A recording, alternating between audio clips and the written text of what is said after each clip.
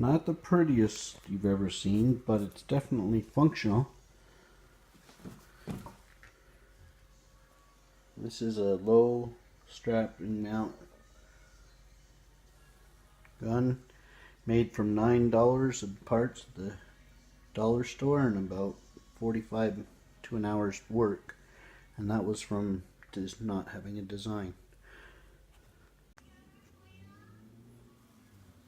You can see it has two straps around the lower part of the leg like all the ones you see, and it has a tie down strap for the handle and a part to go to your belt here to hold it vertical, keep it from sliding down your leg. And the strap, imagine you can get fancier, but not for this speed. Okay, here you can see it is finished product laid out, and these are the tools that I used in the background. Ordinary utility knife. This is a rivet gun. I don't know if you've used one of those before, but they're very cheap at the hardware store. And in terms of supplies, I've got sort of like a clipboard binder. You could use any old school book binder, but you can see the kind of plastic is thick and fairly rigid. The clip didn't matter. And this is just like an oversized bookcase, just a nylon bag basically, that I also found at the dollar store. You can see here the other item that I used was these straps. Basically they're stretchy and they have fairly long Velcro sections. So basically you can get away with 4 straps. A dual tang. This rivet gun I used, you can use anything else that you think would fasten it together very well and strong. I also used some zip straps, tie straps sometimes they're called. You can see there's a small one right there to hold it in, to hold the edges of it.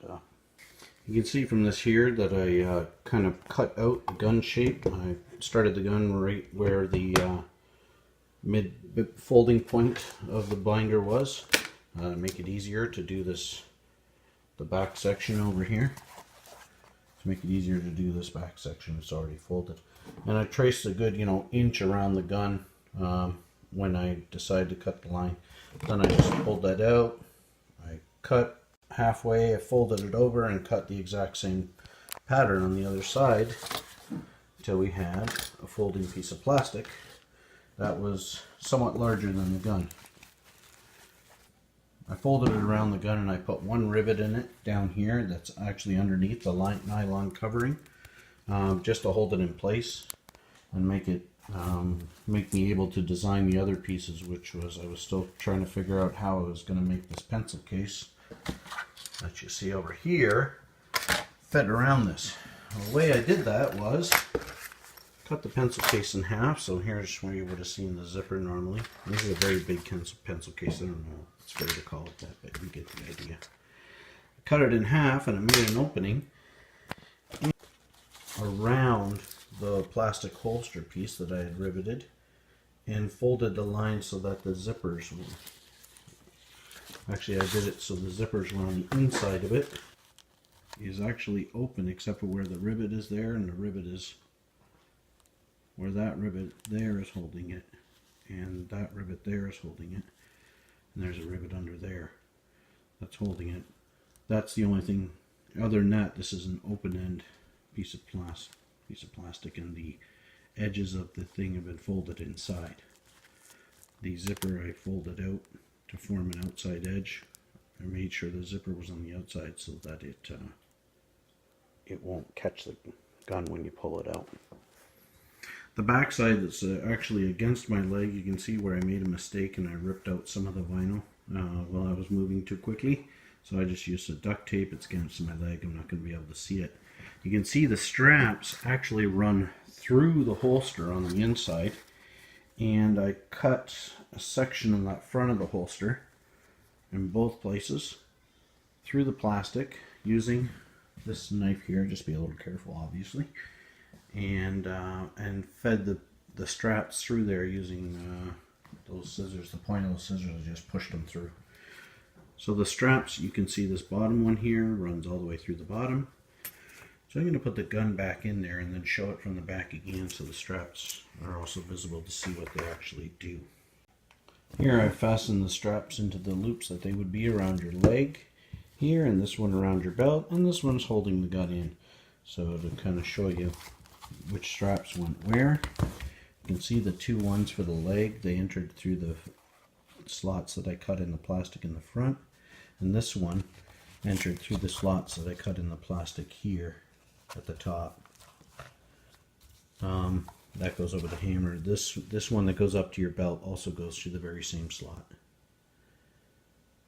And if you like your gun tipped backwards or forwards, you can move this strap to the front or the back of the grip holder that holds the gun in. And that's it, man. That's didn't take long just without a design.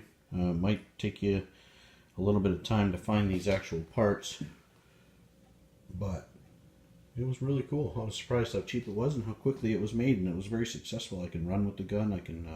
The only one thing is I might change this later for a magnetic strap, like on a cell phone case, because you want to be able to put your gun back quickly as well. If you're like my nephew, you play in and out of buildings and you can't use your full auto in the building, so you pull your gun quickly and you leave your automatic dangling on a strap, and you fight that way and then put the gun back quickly.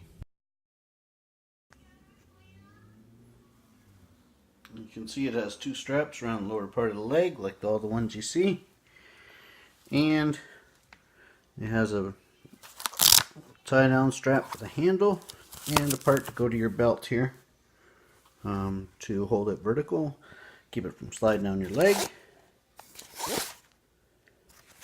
And the strap, imagine you can get fancier, but not for this speed.